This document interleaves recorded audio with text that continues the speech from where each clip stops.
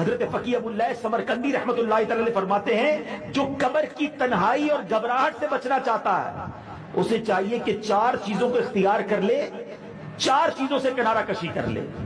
اب یہ 4 چیزیں جو ہم نے اختیار کرنی ہے تاکہ قبر کی وحشت اور تنہائی سے بچ جائیں، اور وہ 4 چیزیں جو چھوڑ دینی ہے، غور سے سن لیں۔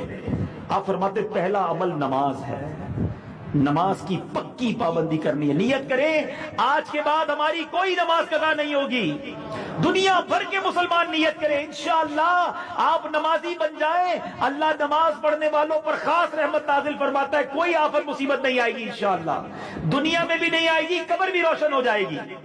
نماز سبحان اللہ، نمازی کو سبحان اللہ نماز قبر میں چراغ کا کام کرے گی، اور بتایا نمازی کو نبی پاک کی شفاعت بھی نصیب ہوگی اور بروز قیامت اللہ تعالیٰ کا دیدار بھی کرایا جائے گا۔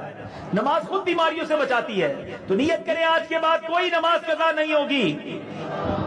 دوسرا عمل بڑا کمال کا عمل ہے، اور یہ ان دنوں بہت زیادہ کرنا ہے، قبر کے لیے بھی کرنا ہے اور دنیا میں ہر طرح کی آفت سے بچنے کے لیے کرنا ہے، کہ فرمایا صدقہ دینا۔ نبی پاک فرماتے ہیں ان الصدقۃ لتطفئ علی اہلھا حر القبور، بے شک صدقہ کرنے والوں کو صدقہ قبر کی گرمی سے بچاتا ہے، قبر کی گرمی سے بھی بچاتا ہے۔ اور یہ بھی حدیث پاک ہے جس کا مضمون ہے کہ صدقہ دینے والے کو، ان صدقہ دینے والا جو ہوتا ہے وہ 70 بیماریاں، 70 برائیاں، 70 بلاؤں کو ٹالنے والا ہے۔ تو آپ صدقہ دیں، بلائیں اور بیماریاں ٹل جائیں گی۔ میں آج ایک مشورہ دینا چاہتا ہوں، جتنے دنیا بھر کے ناظرین ہیں اب گھر کے افراد گن لیں، جتنے بھی گھر کے افراد ہیں، آخرت کے لیے بھی، قبر روشن کرنے کے لیے بھی، خاص طور پر جو یہ پیریڈ چل رہا ہے اس کے لیے بالخصوص میں کہنا چاہوں گا کہ اگلے 1-2 مہینے جس کو اللہ نے جتنی توفیق دی ہے، مثال کے طور پہ آپ کے گھر میں 7 افراد ہیں، بچے بھی کاؤنٹ کر لیں، روزانہ صبح 7 بندوں کے لیے آپ صدقہ دے دیں۔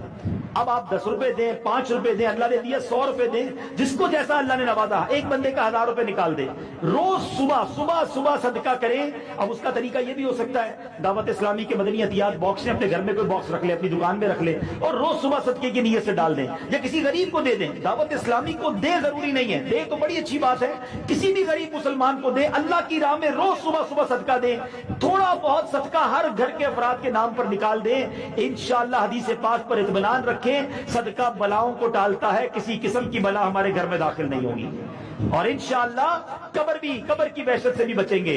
اب تیسری بات جو حضرت نے فرمائی، تلاوت قرآن کرنا۔ اگر قبر کی وحشت اور گھبراہٹ سے بچنا ہے، پہلا نماز، دوسرا صدقہ، تیسرا فرمایا تلاوت قرآن، اور چوتھا عمل فرمایا اللہ تعالیٰ کا ذکر کرنا۔ یہ سوشل میڈیا سے اپنی جان چھڑائیے، گھنٹوں سوشل میڈیا پہ گزارتے ہیں مگر سارے دن میں ایک بار بھی کلمہ نہیں پڑھتے، اللہ رسول کا نام نہیں لیتے۔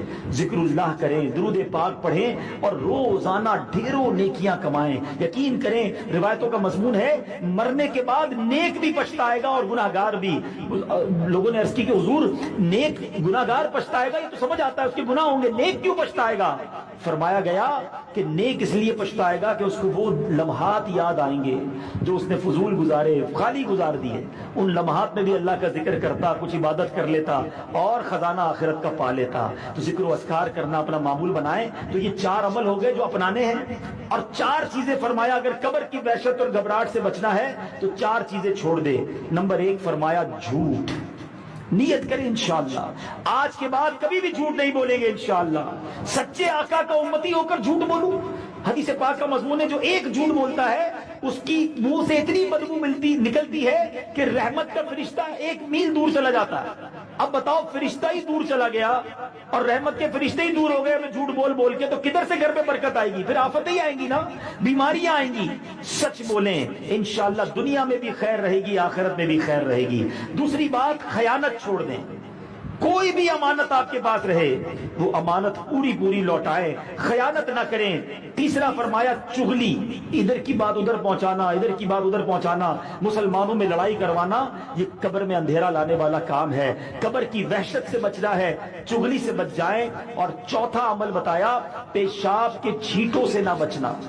آج کل ناپاکی کا بڑا معاملہ ہے، لوگوں کو پاکی کا احتیاط ہی نہیں ہے، پاک ہونا بھی نہیں آتا بہت ساروں کو۔ حدیث پاک کا مضمون ہے کہ عموماً عذاب قبر جو ہے پیشاب کے چھینٹوں سے نہ بچنے کی وجہ سے ہوتا ہے، عموماً عذاب قبر۔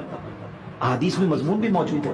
تو اپنے آپ کو پاک رکھیں, صاف رکھیں. ناپاک ہو بندہ یا کپڑے ناپاک ہو تو ویسی اس پر رحمت اور برکتوں کا نزول یہ سمجھی کہ ایک طرح سے اگر گھر میں کوئی جنبی ہو تو رحمت کے فرشتے نہیں آتے. تو اس طرح پاک و صاف رہیں گے نا تو ہر طرح کی بلاؤں مصیبتوں سے دنیا میں بھی بچیں گے, آخرت میں بھی بچیں گے. تو بہرحال میرے بیچ اسلامی بھائیوں, آپ سب سے گزارش ہے, آ جائیے. دعوت اسلامی کا مدنی ماحول ہمیں آخرت کی تیاری کا درس دیتا ہے. دیکھیں نا اس وقت بھی جو اجتماع میں آئے ہوئے لاکھوں لوگ نہیں آئے, لیکن جو آئے ہیں ہم کیوں آئے ہیں؟ جتنا بھی وقت گزر رہا ہے انشاءاللہ یہ وقت قبر کی تیاری میں گزر رہا ہے, یہ آخرت کی تیاری میں گزر رہا ہے. تو اجتماع میں آتے رہیں, مدنی مذاکروں میں آتے رہیں. سبحان اللہ, جو مدنی قافلوں میں جاتے ہیں انہیں مبارک ہو. ہر ماہ 3 دن جاتے ہیں, سبحان اللہ. ہر مہینے 3 دن آخرت کی تیاری کے لیے نکال لیے نا آپ نے, ماشاءاللہ قبر روشن کرنے کے لیے نکالے. تو مدنی قافلہ ٹائم ہو, ہفتہ وار اجتماع ٹائم ہو ہمارے شیڈول میں, مدنی مذاکرہ پابندی سے ہو. اسی طرح وقتاً فوقتاً سبحان اللہ جو روزانہ مدرسۃ المدینہ بالغان میں جاتے ہیں وہ روزانہ آخرت کی تیاری کے لیے وہ وقت دے رہے ہیں, کیونکہ اس میں تلاوت قرآن پاک ہوتی ہے. تو اپنے شیڈول میں آخرت ٹائم ضرور ہونا چاہیے.